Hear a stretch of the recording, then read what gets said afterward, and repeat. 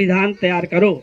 इन्हें अवसर मिला कि मैं अपने दलित कुचले समाज को इस संविधान के द्वारा कैसे उठाऊंगा।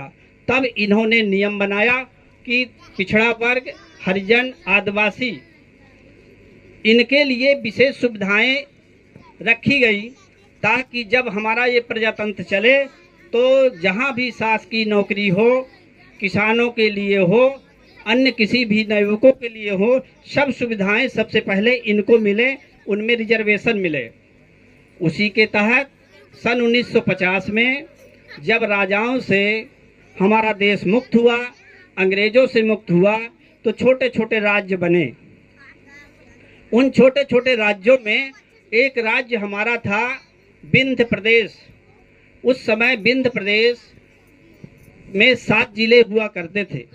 तो जब संविधान बना और बाबा साहब ने ये योजना रखी कि हमें दलित कुचले समाज को बढ़ाना है, तो संविधान में लिखा गया और सूची मंगाई गई। इस बात की सूची मंगाई गई कि अपने राज्य से सूची दीजिए कि कौन सी आपकी जातियां हैं जो बहुत ही पिछड़ी हुई हैं और उनका स्तर बिल्कुल शून्य है। तो विंध्य प्रदेश से हरिजन और आदिवासी की सूची जाती है। तो आदिवासी के सूची में विंध्य प्रदेश से ये जो आप देख रहे हैं 1950 में केवट, मल्लाय, भोई, ढीमर लिख के भेजा जाता है। ये सूची कानून मंत्रालय दिल्ली को भेजी गई। उस समय कानून मंत्री बाबा साहब भीमराव अंबेडकर ही थे। जब सूची वहां से बनकर आई तो कोष्टक की ये चारों जातियां हटा दी गईं, केवल माझी आया है। और आज भी पढ़े लिखे सब जानते हैं कि जब आप एसटी की सूची देखते हैं तो 29 नंबर पर माझी लिखा है, केवट, मल्लाय, भोई, ढीमन नहीं लिखा। तो हालांकि लड़ाई पूरे मध्य प्रदेश में पिछड़ा वर्ग की जब आप सूची देखेंगे तो उसमें 12 से 14 जातियां लिखी हुई हैं। उन 14 जातियां सभी मिल करके और एक अभियान चला रही हैं कि हमें माझी माना जाए। और जो पिछड़े वर्ग की 14 जातियां हैं वो अनुसूचित जनजाति की सूची क्रमांक 29 में उन्हें जोड़ दिया जाए। जब इन्हें जोड़ दिया जाएगा तो आपका जो सर्टिफिकेट अभी मल्लाह का बनता है, केवट का बनता है, तो आपका सर्टिफिकेट मल्लाह का ही बनेगा, केवट का ही बनेगा, लेकिन कैटेगरी उसकी बदल जाएगी, यानी वो जनजाति के तहत बनने लगेगा। अभी पिछड़ा वर्ग का बन रहा है।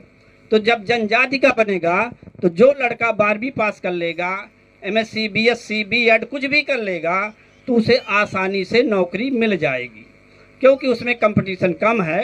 हालांकि ये कहना भी अब ठीक नहीं है कि कंपटीशन कम है, क्योंकि उस कैटेगरी में भी बहुत पढ़े लिखे हो गए हैं। लेकिन ये मानते हैं कि कुछ न कुछ हमें सफलता मिलेगी। उसी को लेकर के हमने सन 1949 के रिकॉर्ड के आधार पर ये विंध्य क्षेत्र माझी समाज महासंघ का एक पुनर्निर्माण किया, यानी हमने अपने संघ को अपडेट किया है। इसमें 14 जिले हैं और 14 जिलों में हमारी जिला शाखाएं गठित हैं। अभी तक हमने 7 जिलों की जिला शाखाएं गठित की हैं। इसमें से हम टीकमगढ़ से लेके चालू करते हैं तो वहाँ टीकमगढ़ के 2 जिले हो गए हैं, निवाड़ी, टीकमगढ़, छतरपुर, पन्ना, सतना, रीवा में 2 जिले हो गए, मऊगंज, इधर चलिए शहडोल, सिंगरौली, उमरिया, अनूपपुर, डिडौरी, ये हमारे 14 जिले हैं।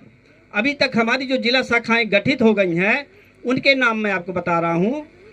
टीकमगढ़ जिला इकाई का प्रथम चरण पूर्ण हो चुका है, 11 सदस्यीय टीम वहाँ की बन चुकी है, लेकिन उनका रजिस्ट्रेशन अभी नहीं हुआ है और कल की एक वर्चुअल मीटिंग में शीघ्र ही उसका रजिस्ट्रेशन होगा।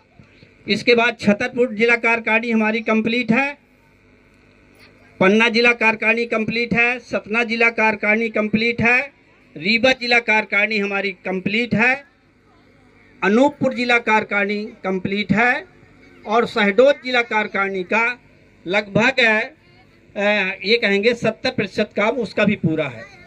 जैसे हम यहाँ कार्यक्रम ले रहे हैं, 18 तारीख को अभी अनूपपुर में भी कार्यक्रम हुआ, वहाँ भी 2 कार्यक्रम हो चुके हैं, लेकिन हमारे सतना में ये तीसरा कार्यक्रम है। हम जो काम यहाँ हो रहा है वो 14 जिलों में हो रहा है। हमारा उद्देश्य है कि आप लोग जागरूक बने और इस संघ के प्रति उत्तरदायी बने। उत्तरदायी का मतलब क्या है ये भी समझ लीजिए कि जैसे आज हम आपको यहाँ के 4 से 5 गांव के लोग रहते हैं, कोशिश कर रहे हैं कि यहाँ सब लोग आते और बातों को सुनते और उनके मन में आता कि हमें करना क्या है, उन्हें सब बातें बताई जाती। लेकिन बड़ा मुश्किल पड़ा कि यहाँ से लगभग 50 से 60 लोग ही उपस्थित हैं, बच्चों को छोड़ दें जानकार लोग। अगर हमें कलेक्ट्रेट जाना पड़े और अपनी इस मांग को लेके जाना पड़े तो अब बताइए कि वहाँ कितने लोग जाएंगे, क्योंकि यही सबसे बड़ी समस्या हमारे साथ है कि हमको वहाँ कम से कम 1000 व्यक्तियों को जोड़ना है। यदि एक गांव से 10 लोग आते हैं तो निश्चित है कि हम 1000 के आसपास पहुंच सकते हैं। इस प्रक्रिया के तहत हम हर गांव में एक ग्राम अध्यक्ष की नियुक्ति कर रहे हैं। उस ग्राम अध्यक्ष के साथ एक कार्यकारिणी है जिसमें 11 लोग हैं। उसका प्रपत्र हम लेके आए हैं और इन 11 लोगों में हमारे अध्यक्ष होंगे, उपाध्यक्ष होंगे, सचिव होंगे, कोषाध्यक्ष होंगे, महिला सदस्य, इसमें 3 महिला सदस्य होंगी और 4 पुरुष सदस्य होंगे। इसके अलावा जो ऊपर के 4 पद हैं उनमें 2 पद महिलाओं के लिए अनिवार्य रूप से रखना है। इसका मतलब क्या हुआ कि यदि किसी ग्राम में 11 सदस्यीय समिति बनी है और जिस दिन हमें आपको बुलाना होगा सतना, तो 11 में से 4-5 तो जा सकते हैं ना। बहुत मान लेते बहुत लोगों के काम हो जाएंगे तो 4-5 लोग जाएंगे। इसी प्रकार से हमारे ज़िले में लगभग 50 से 60 गांव हैं। 60 गुने 5 करिए कितने हो गए भाई। तो इस प्रकार से हमारा ये कारवां इस तरह से आगे बढ़ रहा है। ये प्रक्रिया हमने टीकमगढ़ में की और बहुत ही इस कार्यक्रम को आगे बढ़ाने में हमने डिजिटल माध्यम का उपयोग कर रहे हैं। सभी लोगों को बता दें कि YouTube चैनल है, इसका ब्लॉग है और उसे आप सबको सब्सक्राइब भी करना है। जो भी समाचार आते हैं वो समाचार उसमें डाल दिए जाते हैं और आप उसमें देखिए। तो अगर आपके पास अगर वो न्यूज आती है, YouTube से आती है, चैनल से आती है, तो आपको उसे अपने दोस्तों में फॉरवर्ड कर देना है ताकि वो भी उसे सब्सक्राइब करें। तो जब तक हम मीडिया में नहीं छाएंगे जब तक हम गांव-गांव नहीं जाएंगे और इसका बच्चों से रूबरू नहीं होंगे तब तक ये मिशन हमारा अधूरा रहेगा। इस बात को बिल्कुल मत मानिएगा कि हम माझी नहीं हैं।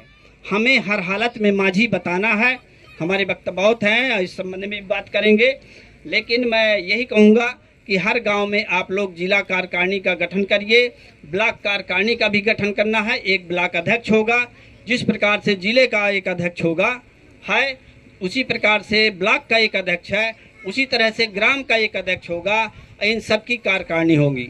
ये सब कार्यकारिणियाँ जब हमारी बन जाएंगी तब जाकर के हमारा मिशन बहुत तेज़ी से आगे बढ़ेगा। इसके बहुत सारे फायदे हैं। जब देश हमारा स्वतंत्र हुआ था उस समय, आज से कोई 74 वर्ष हो गए, तो ये बात बताइए कि सभी जगह जंगल थे, खेत नहीं थे। उस समय सरकार ने भूमि सुधार योजना लागू की थी। भूमि सुधार का मतलब ये होता है कि उपजाऊ जमीन बनाना। उसी प्रकार से हम समाज सुधार योजना ये चला रहे हैं, अपने समाज को उपजाऊ बना रहे हैं। इससे हमें क्या क्या लाभ होंगे? इससे हमें राजनीतिक लाभ होगा। सबसे पहले हम अपने वार्ड मेंबर्स, अपने सरपंच, अपने जनपद सदस्य आदि हम भी आसानी से बना सकेंगे। जब कभी भी हमारे समाज का व्यक्ति चुनाव लड़ेगा तो एकजुट होकर महिलाएं, पुरुष, बच्चे मिल करके उसके पक्ष में माहौल बनाएंगे। तो इसके फायदे तो आप जानिए कितने सारे हैं। समय समय पर आपको एजुकेशन के बारे में भी जानकारी मिलेगी, आपके संवैधानिक अधिकार के बारे में भी जानकारी मिलेगी। तो इस प्रकार से जहाँ कहीं भी मीटिंग हो, अगर यहाँ 50 लोग हैं, अगली मीटिंग बोल रहे हैं कि कृपालपुर में होगी, तो यहाँ से कम 10-25 लोग तो जाना ही चाहिए भाई। अभी मैं देख रहा हूँ कि गोरैया में मीटिंग हुई, गोरैया से केवल एक आदमी आए हैं। इसी प्रकार से हमारी गौहारी में मीटिंग हुई, वहाँ से गौहारी से एक आदमी आए हैं। तो हमारे कहने का मतलब ये है कि हम निरंतर चलते चले, लेकिन जो पीछे हमारे कारवां थे वो भी उसके साथ चले। गांधी जी जब देश स्वतंत्र करा रहे थे, चल पड़े जिधर जो डगमग में चल पड़े कोटि पग उसी ओर, तब ये देश स्वतंत्र हुआ था। ऐसे में देश नहीं स्वतंत्र हुआ कि गांधी जी आए और उधर से चले गए, चलो कोई है ही नहीं उनके पीछे। ताकत समूह होती है। हमें बड़ी परेशानी हुई, रोड में अभी भी महिलाएं बैठी हैं, काश वो यहाँ आ जाती तो यह ताकत और बढ़ जाती। तो ये मुट्ठी है, जब तक आप ऐसे किए हैं तो आप हर अंगुली को तोड़ा जा सकता है, लेकिन जब ऐसे कर लेते हैं ये ताकत बनती है और इससे आप नारियल भी फोड़ लेते हैं। तो संगठित होना ही ताकत है, इसके द्वारा आप कभी भी कमजोर नहीं पड़ेंगे। निश्चित आप समझिए कि यदि कोई संकट आता है तो 4 लोग खड़े होते हैं, तब उसका मनोबल बढ़ता है कि अरे तो मेरे पीछे 4 लोग हैं, अब तो मैं इसे डिफीट कर दूंगा, हरा दूंगा। तो इसी ताकत को जनरेट करने के लिए हम काम कर रहे हैं। ये हमारी बच्चियां हैं। महिलाओं से मैं आग्रह करूंगा कि आप इस कार्यकारिणी में जो पढ़ी लिखी है, नहीं भी पढ़ी लिखी है, अनुभव है, जो युवतियां हैं जो बाहर से शादी करके आप लाए हैं, उसमें पढ़ी लिखी लड़कियां होती हैं, उनको कार्यकारिणी में जरूर जोड़िएगा। और ये कार्यकारिणी अभी यहाँ बनेगी। समय बहुत है, लेट कार्यक्रम हुआ है। मैं इन्हीं शब्दों के साथ मैं अपनी वाणी को विराम देता हूँ। आग्रह करूँगा कि थोड़ा संक्षिप्त में अपनी बातें रखें ताकि समय से ये कार्यक्रम समाप्त हो सके। जय भीम, जय संविधान।